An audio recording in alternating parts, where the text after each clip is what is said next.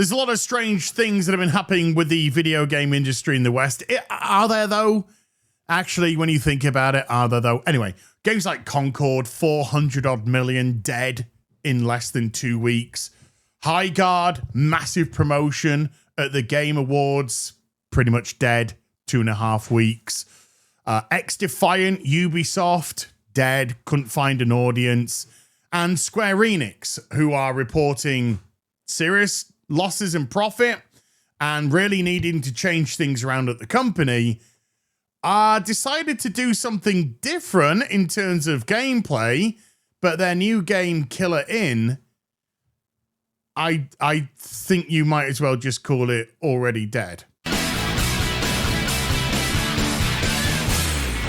Hi everyone, it's Az here from HeelvsBabyface. So many crazy things have been happening in the Western gaming industry over the course of the last 12 months or so. I've just mentioned those games in the intro, but we had Ubisoft essentially being sold off, EA going to be sold off to Saudi Arabians. It almost feels, particularly with all these games which are coming out right at this moment in time, that are just absolutely start raving bonkers and failing miserably because they are. It almost feels as if we're on the cusp of a massive meltdown in the Western gaming industry. And as much as there's plenty of gaslighting going on, oh, it'd be a terrible shame. Is it horrible how people are all laughing at these games? Your games are shit. They're shite, made by absolute wankers. So no, there's no sorrow for the Western gaming industry being in the position it's in and failing miserably. I've had it up to here with them. I have zilch sympathy whatsoever. Square Enix, one of my favorite companies, because I'm a massive fan of the Final Fantasy franchise, and Squaresoft did some wonderful things as well. Vagrant Story, all that. Oh, don't get me started.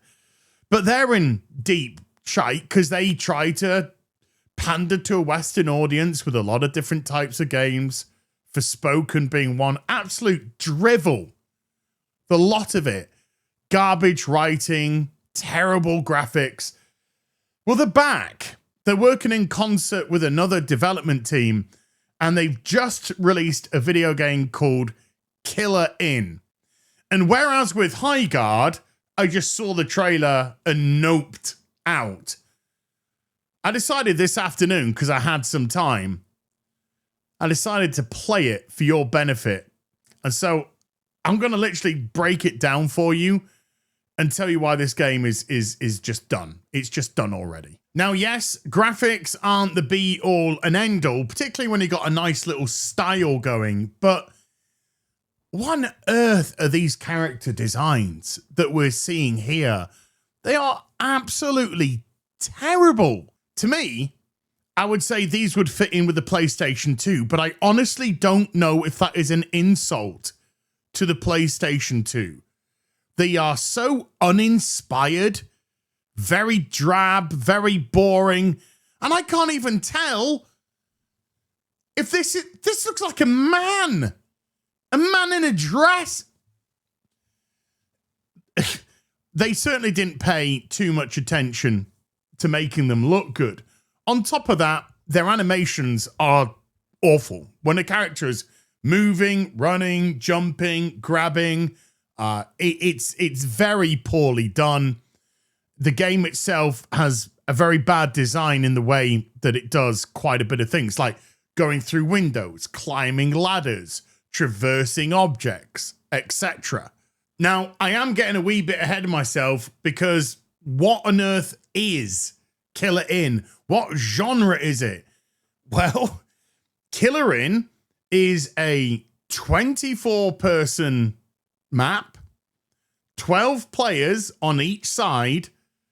Half of the players are wolves, and the other half of the players are the sheep. The wolves are hunting the sheep. The sheep are trying to escape from the Killer In, I guess, is what we're going to call it. The wolves can see, via looking over the head of a character, if that character is a wolf or a sheep. So they know who they're hunting down.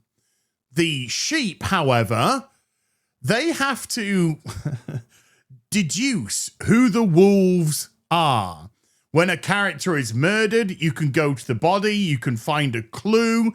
That clue will be a small part of who killed them. So it'd be look, I'm going to stop you right there.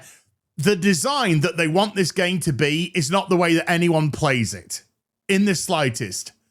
The way that people play this game is they run around doing the quests that the various NPCs around the map do, and then they get themselves a weapon and they go around killing people. And that is pretty much it. Even the sheep, you make sure you're weaponed up immediately and then try and kill the NPC to get the item to escape. But if anyone gets in your way, you just kill him anyway. Do people care? Does the sheep care if it kills another sheep? Don't give a shit. So the design, the concept behind it of, oh, it's a bit cloak and dagger, and no, it's not. It would be better served if it was just a 12v12 fight between sheep and wolves in this map, and maybe there were objects and items which just allowed you to upgrade your gear or whatever. Because whatever they intended this to be, it's not even close. It's not even a fraction of what they wanted it to be. Nobody's going to stop me. Fierce wolf, begin feasting on mutton, lest the lambs devour you first. So you go around both as a wolf and as a sheep. You do quests. The quests are the most basic, boring shit imaginable. You literally just go follow a line to a room and either pick something up or crowbar something open or match some symbols. And that is that. When you complete the quest, you get some gold and you also get an orb. And these orbs can be used to open up various chests: medical chest, melee chest, firearm chest. So the more quests that you do, the more orbs you get, the more you can access greater weaponry and items. It's exceedingly mundane. On top of that, the game runs like absolute arseholes. There is terrible lag from time to time, terrible rubber banding from time to time. The character voices can be broken. I like to play as the woman in a dress, and her voice would be like, I'm trying to do impressions now. She was kind of like a Wakanda voice. I don't know if that. No, it's not a Wakanda voice. But suddenly she would be some British woman, and she'd be like, "Oh yes, I'll go and do this for you." What? So they haven't even managed to get the audio elements lined up correctly. And speaking of audio, the sound effects for things like running and jamming things open and climbing, the sound effects are appalling. Absolutely appalling. We're not even talking PlayStation 1. We're going back into things like the Mega Drive. And again, I feel like I'm insulting them because at least those games were fun. But the actual sound effects are abysmal. Utterly abysmal. And as regards to the gameplay, the shooting mechanics, the assassination mechanics, the melee mechanics, this game cost me £7.50, and I felt like I got massively ripped off. I found the gameplay loop to be incredibly laborious. I'm going to have to reference myself again. I was so bored. I really was. And I tried to play as many games as possible. I did about a dozen or so, and I had a really good split between being a wolf and being a sheep, and neither really allowed me to have too much fun at all. In actual fact, once I'd finished my final test game to start this video, I know full well, about 2.5 hours of gameplay, I'll never touch this thing again. I can't recommend it to anyone. at all, even though it's cheaply priced. But that's just the problem. It's cheaply priced because it's cheaply made. And the fact that it's meant to be co-developed by Square Enix has me scratching my big bald bonds. But herein lies the problem. The game, when it released on the 12th of February, only peaked at 817 players. I mean, it couldn't even get 1,000, for goodness sake. This is no amount of people that's going to be able to carry a game, let alone a multiplayer game. But this is a multiplayer game that requires 24 players to start a match. And they won't start one unless it has the full complement.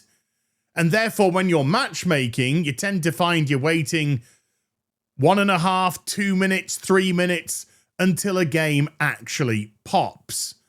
And because, I mean, when I played, there's about 550 people on at that time, it meant that there was only 20 to 25 matches ongoing at that time. And now, a couple of hundred have logged off. So now you're down to 15 odd matches available. Nobody's playing this game. And this game really needs people to be playing it because they are working off the assumption that the microtransaction element, oh yes, will make this profitable. Because this game not only has a Game Pass, but it also has a store. And of course, to get that credit, ching, ching, ching, ching. Look, I felt ripped off at spending £7.50. If you think you're going to get anything microtransaction-wise, you're absolute la-la land. We talked about problems with getting players to play a game like High Guard, and that was 3v3 and now moved to 5v5. This is a game that requires 24 players, 12 on each team, before it even begins, and there's less than 1,000 people at peak that have played it. That number's just going to continue, most likely to go down, because there isn't a hook here. There isn't an element that's going to really drag people in. I've seen it. I've played it. I'm done with it. There's nothing here of any worth or interest whatsoever. And because of the required number of players, I sense this game's going to fall offline exceedingly quickly. So Square Enix, I have no fucking clue what on earth you think you're playing at. But unless you buck up and severely, well, you can join the rest of the crap that's the Western gaming industry. And you should know better, because you're one of Japan's finest. Until next video, you take care. Goodbye, Baloo Boo.